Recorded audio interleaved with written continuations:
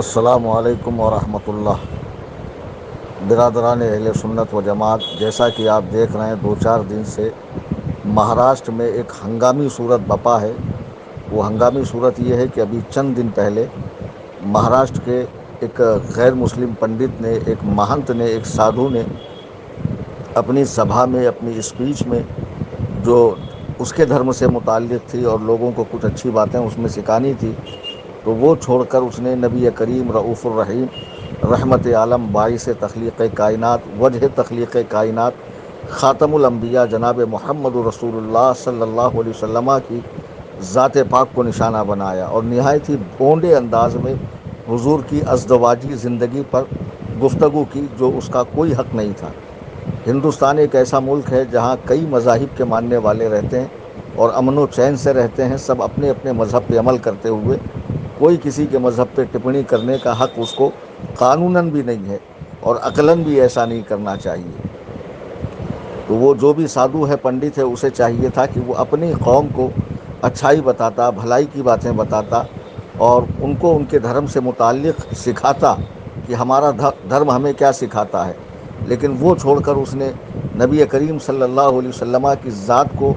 گھٹیا انداز میں نشانہ بنایا، جبکہ ہم یہاں دیکھتے ہیں ہندوستان میں ایسے کئی پنڈت بھی ہیں جو حضور کی اچھائی، حضور علیہ السلام کی ذات سے جو متعلق باتیں ہیں، جو ان کو اچھا معلوم ہوا، جو ان کے پڑھنے میں آیا، اس کو اپنی قوم میں بتاتے ہیں کہ دیکھو مسلمانوں کے نبی میں یہ خاصیت تھی، مسلمانوں کے نبی میں یہ اچھی بات تھی، اسے ہمیں اپنانا چاہیے۔ تو اب اگر آپ کسی کے دھرم میں ٹپڑی کر رہے ہو تو آپ کو کوئی اچھائی لگتی ہے تو وہ بیان کیجیے، برائی بیان کرنے کا آپ کو کیا حق ہے؟ لیکن ہم دیکھ رہے ہیں کہ 10-5 سالوں سے ہندوستان میں ایک عجیب سی فضا مسلمانوں کے بارے میں بن گئی ہے، جس کے جی میں جو آتا ہے، کبھی مسلمانوں کو قتل عام ہوتا ہے، کبھی مسلمانوں کا سوشل بائیکاٹ ہوتا ہے، کبھی مسلمانوں کو ذلیل و خوار کیا جاتا ہے، مساجد کے سامنے نعرے بازی کی جاتی ہے، پتھراؤ کیے جاتے ہیں،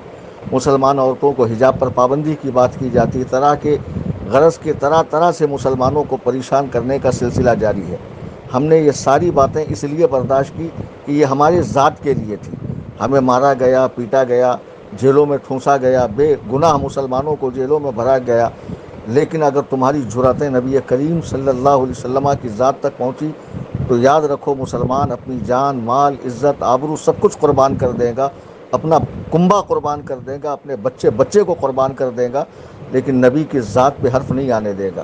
وہ صحابہ جنہوں نے حضور علیہ السلام کے پسینے کو زمین پہ گرنے نہیں دیا، تو وہ ایسے مسلمان جو میدان جنگ میں حضور کا خون زمین پہ گرنا برداشت نہیں کر سکتے تھے، انہی صحابہ کے ماننے والے ہم ہیں، اور محبت رسول ہمارے سینوں کے اندر ہے، یہ ہمارے ایمان کا حصہ ہے۔ وہ شخص مومن ہو ہی نہیں سکتا جو اپنی جان سے بڑھ کر حضور نبی کریم صلی اللہ علیہ وسلم سے محبت نہ کرے۔ میں تمام مسلمانوں سے اپیل کرتا ہوں، گزارش کرتا ہوں، خدا را آپ حضرات اپنے اپنے علاقے کے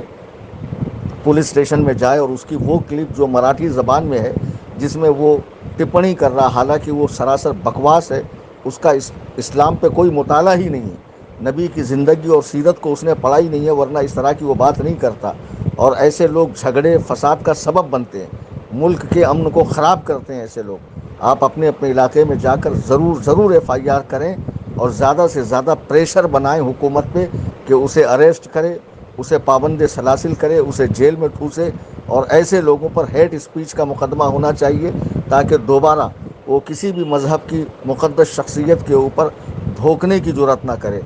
بار بار مسلمانوں کے غیرت ایمانی کو للکاریے مت۔ ہم لوگ اس ملک کا ایک اٹوٹ حصہ ہیں، یہاں رہتے ہیں اور یہاں رہ کر اس ملک کی حفاظت اور ہمارا فریضہ ہے۔ ہم ملک کے قانون پر اعتماد بھی کرتے ہیں اور جو قانون ہماری بھلائی کے لیے بنائے گئے ہیں اس پہ عمل بھی کرتے ہیں، لیکن بار بار حکومت کو بھی چاہیے کہ اس طرح ہیٹ اسپیچ دینے والے جو بھی پاکھنڈی لوگ ہیں، وہ کسی بھی فیلڈ کے ہوں، ان پاکھنڈیوں پہ کڑی، وہ چاہے نیتا ہو، چاہے سادھو سنت ہو، چاہے کوئی پنڈت ہو، کوئی اسکالر ہو، کوئی پروفیسر ہو، اس کے اوپر فوراً پابندی لگنی چاہیے۔ بات نبی کی ذات کی آئے گی، کوئی مسلمان برداشت نہیں کرے گا۔ مسلمانوں میں جو اس وقت غم و غصہ ہے وہ جائز ہے، اور اسے برقرار رکھتے ہوئے آپ حکومت سے کو الٹیمیٹم دیں، حکومت